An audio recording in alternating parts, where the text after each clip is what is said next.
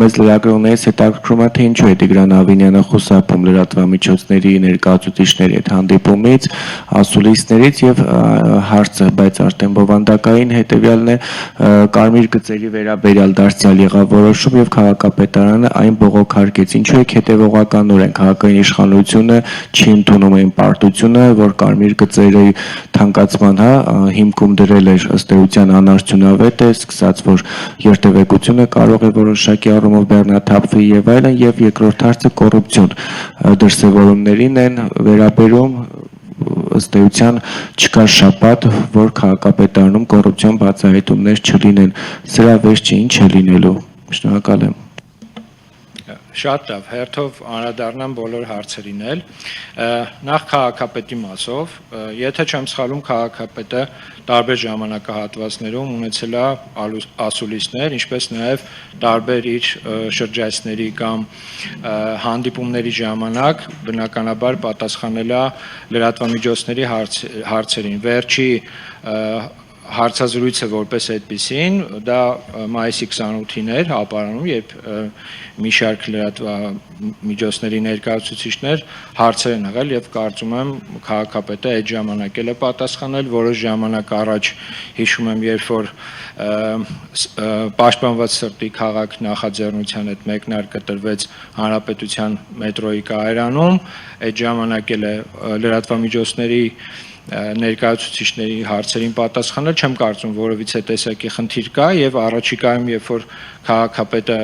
ասուլիս կունենա, վստահ եմ դուք ներկաներդ եւ նաեւ այլ լրատվամիջոցներ հնարավորություն կունենաք ձեր հուզող հարցերին պատասխանելու։ Ինչ վերաբերվում է կարմիր գծերի դատարանի որոշմանը, այսպես ասած։ Հիմա տեսեք, նախորդ անգամ էլ երբ որ դատարանը կարմիր գծերի նախագիծը Երևանի քաղաքապետարանի կողմից որ ներկայացվել էր, դրանից հետո Երևանի քաղաքապետարանի կողմից այդ մասով բողոք է ներկայացվել եւ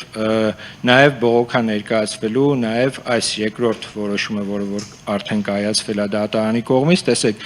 այն գաղափարը, որ դրվել էր կարմիր գծերի, այսպես ասած, տարիֆների բարձրացմանը, դա ինքը որոշակի նպատակ ուներ, թե կենտրոնի բեռնաթափման, թե առհասարակ այդ ոլորտում, հասարակական տրանսպորտի ոլորտում մի շարք փոփոխություններ բերելու։ Կարծում եմ, որ եթե ոչ ամբողջապես դա Երևանի քաղաքապետարանի կողմից կատարված աշխատանքը այս պահին տեսանելի է, ես կարծում եմ, որ առաջիկայում, երբ որ արդեն ավտոբուսների համար առանձնացված գծերի քանակը ել ավելի կշատանա, մենք այդ փուլից սկսած արդեն կարծում եմ շատերս կհամոզվենք, թե ինչի համար էր դա արված եւ առաջիկայում արդեն հունիս ամսվա ընթացքում մի շարք փոփոխություններ ենք արդեն ունենալու եւ կարծում եմ այդ մասով մենք նոր դրական փոփոխություններ կտեսնենք քաղաքում։ Ինչ վերաբերվում է քրեական գործերին, ինչպես դուք եք նշում, չկա ամեն շաբաթ, որ ձերբակալություններ չլինի։ Իհարկե, այսպես ասեմ, էլի, Երևանի քաղաքապետարանի դիրքորոշումը հետեւյալն է, որ ցանկացած, այսպես ասած, կոռուպցիոն դրսևորում իր արժանի պատասխանը պետք է ունենա ու կապ չունի, թե դա ինչ պաշտոնյայի կողմից է անում, դա կլինի, չգիտեմ, առաջատար մասնագետ, վարչության պետ, թե այլ պաշտոնատար անձ, բայց այս մասով մենք որոշ անհանգստություններ ունենք, իսկ անհանգստությունները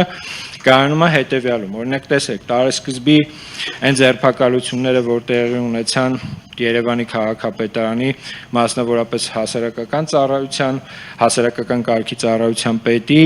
ինչպես նաև տեղյակ եք, որ ձերբակալվեց նաև կոմունալ տնտեսության վարչության պետը, երկուսն էլ կալանավորվեցին, բայց այդտեղ մի հետաքրքիր բան կա, էլի իրականում բոլորի ամեղության կանխավարկածը հաշվի առնելով, մի դեպքում մարդը կալանավորվում է ինչ-որ մի միջնորդություն ենթադրյալ իրականացնելու համար, մյուս պաշտոնյան ձերբակալվում է նման միջնորդությունը մերժելու համար։ Դրա համար մեզ համար կան օրինակի համար այդ տեսանկյունից խնդրահարույց իրավիճակներ, մասնավորապես նաև կարող եմ շեշտել Արաբկիր վարչական շրջանի, պարոն Արամ Ազատյանի կալանավորման փաստը, Մարդը փաստացի 1 տարի շարունակ գտնում է կալանավորված է եւ եթե չեմ սխալվում նաեւ իր փաստաբանները այդ մասով տվյալ գործը ուղարկել են եվրոպական դատարան, այսինքն Երևանի քաղաքապետարանը իր բոլոր, այսպես ասած, աշխատակիցների ենթադրյալ մեղքերի մեջ որոշակի, այսպես ասած, խնդիրներ է տեսնում։ Օրինակ, տեսեք, վերջի 2 աշխատակիցները,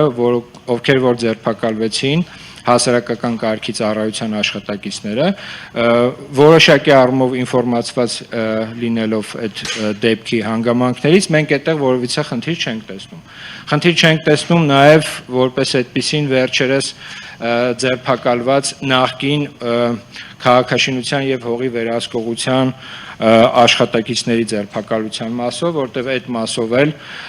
առաջին հայացքից Երևանի քաղաքապետարանի կողմից այդտեղ որևիցե խնդրարույց բան չկա, նորից եմ ասում, հաշվի առնելով բոլորի անմեղության կանխավարկածը, վերջերս նաև ձերբակալություններ եղել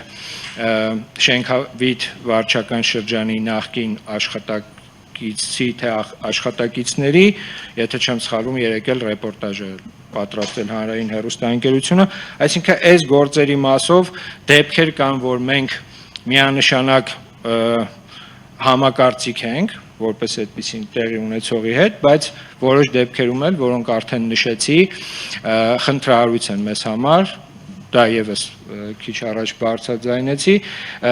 հիմա տեսեք, էլի շատերի համար տպավորություն կստեղծվի, որ տեսեք այս շաբաթը մեկ Երևանի քաղաքապետարանում ձերբակալություններ են լինում, տարբեր պաշտոնյաներ են ձերբակալվում, դրանց մեջ կան եւ ներկայիս գործող պաշտոնյաներ եւ նախկին պաշտոնյաներ, բայց եկեք մի հատ պատկերացնենք հետեւյալը, էլի Հայաստանի Հանրապետությունում տան շատ տարբեր կառույցներ, տարբեր լիազորություններ, տարբեր լծակներ ունեցող վերահսկողության ֆունկցիաներ ունեցող արձանագրություններ կազմող եւ այլն։ Հիմա եթե նույն օպերատիվ հետախուզական միջոցառումները, այսպես ասած, այն պարբերականությամբ, որ վերջին շրջանում եղել են Երևանի քաղաքապետարանում, լինեն այլ կառույցներում, ես չեմ կարծում, որ օրինակ դուք նոր վերնագրեր գրելու նյութեր չեք ունենա, էլի, այսինքն մենք